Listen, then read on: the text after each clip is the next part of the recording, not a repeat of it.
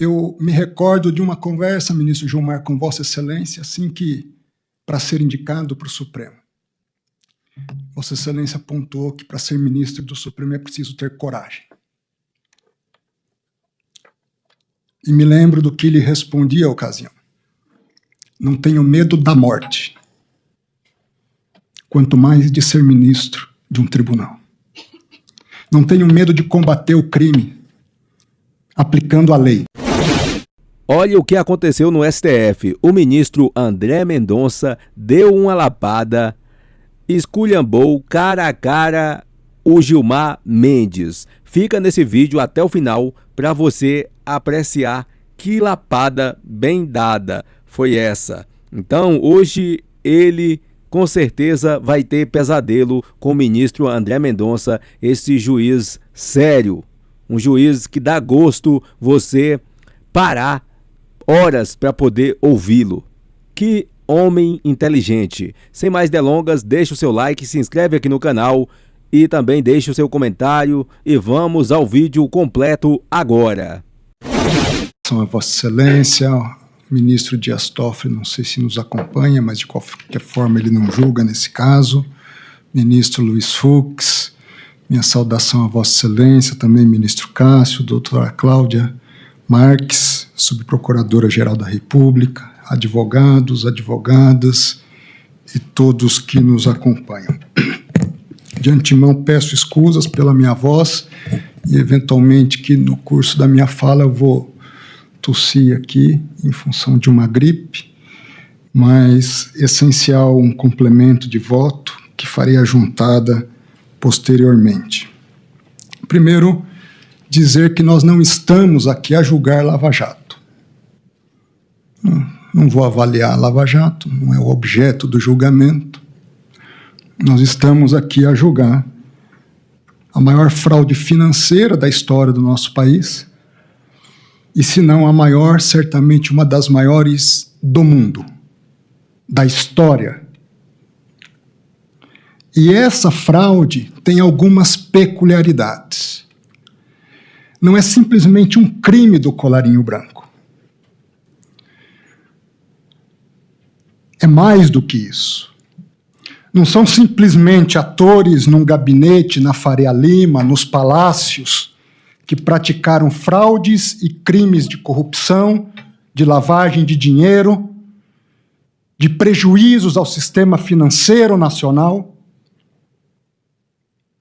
de dilapidação de um fundo garantidor das poupanças do nosso país. Não.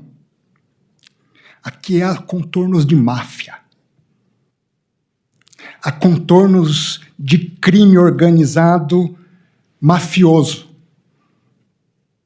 de fuzis, de metralhadoras, de armas raspadas, de infiltração no sistema policial. Por isso eu quero, de antemão, agradecer por esse julgamento presencial, que me permite pôr às claras algumas coisas que não estão tão claras, quiçá questões até ocultas. E é interessante porque eu me recordo de uma conversa, ministro Gilmar, com Vossa Excelência, assim que, para ser indicado para o Supremo. Vossa Excelência apontou que para ser ministro do Supremo é preciso ter coragem. E me lembro do que lhe respondi à ocasião. Não tenho medo da morte, quanto mais de ser ministro de um tribunal. Não tenho medo de combater o crime, aplicando a lei. Não tenho medo de absolver quem é inocente. Não ajo por pressões de mídia e nem busco a mídia. Aliás, a mídia às vezes me critica porque, de certa forma, eu não sou tão acessível. Não tenho grupos de mídia, não dou entrevistas, não busco ser estrela. Sou um servidor público. e com muito orgulho sirvo à justiça há mais de 20 anos, há 25 anos na AGU e no Supremo. E minha única pretensão aqui é aplicar a lei. Vossa Excelência tem razão, não se prende para delação. Seria abjeto fazer isso. E eu não me presto a trabalhos abjetos. Se prende se está praticando crime, se está obstruindo a justiça, se está tentando ocultar provas, se há uma continuidade delitiva. Para isso se prende.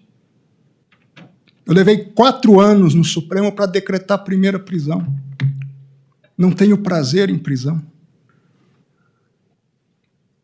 Ao contrário, tenho pesar. É difícil decretar uma prisão. Para quem quer o bem do ser humano, para quem ainda acredita no ser humano, porque, de certa forma, é uma falência da humanidade em casos específicos. Mas esse caso se reveste de singularidades. E eu queria apontar algumas 5 singularidades. Antes de adentrar em questões específicas sobre possíveis vazamentos, nos meus autos, todo vazamento é apurado. Já teve policial federal afastado por vazamento. Aliás, segundo me disseram, não sei se é verdade, caso inédito de apuração com resultado. Ao mesmo tempo, quando havia risco de vazamento na CPI, eu imediatamente mandei devolver o material para a Polícia Federal, para evitar vazamentos. Sobre transferências de presos, eu me lembro, foi um choque para todos nós, a morte do senhor Felipe Mourão, conhecido como Sicário. Me custou acreditar que fosse um suicídio. Infelizmente, eu tive que ver a cena, uma cena dura, doutora Cláudia, ver um ser humano tirando a própria vida. Lamentável, mandamos investigar, ministro Cássio, com a suspeita de que pudesse ter sido uma queima de arquivo, alguma coisa do tipo, mas todos os indicativos até agora da Polícia Federal indicam que não foi isso, que foi um ato voluntário dele.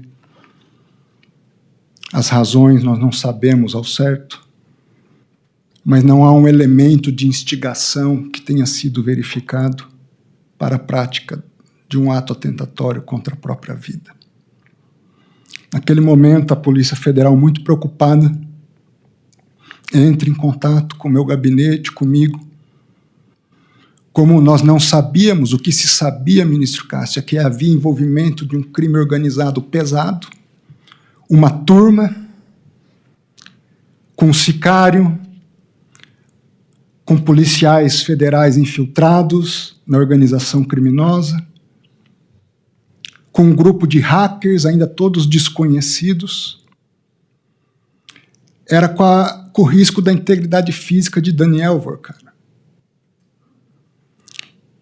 E num ato momentâneo, a Polícia Federal pede para que ele vá para um presídio federal, porque não se sabia a penetração desse crime organizado todo.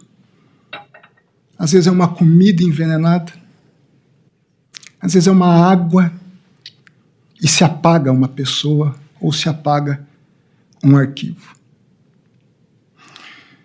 Tomei a decisão única e exclusivamente para preservá-lo naquele momento. Uma decisão dura, mandar para o presídio federal.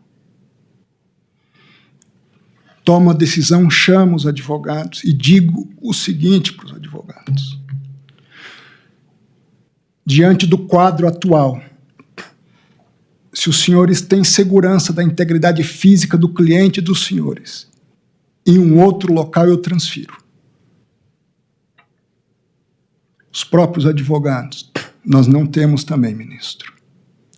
Então, assim que nós tivermos melhor esclarecimento das coisas, na primeira oportunidade eu devolvo ele para um sistema menos rígido. Foi por isso que ele foi para lá, ministro Gilmar. Para preservar uma vida humana, por mais duro que fosse. Não foi por outra razão. E tive a deferência com a defesa de expor isso. Mas nem a defesa se sentiu tranquila de que em outro local o cliente deles estivesse seguro.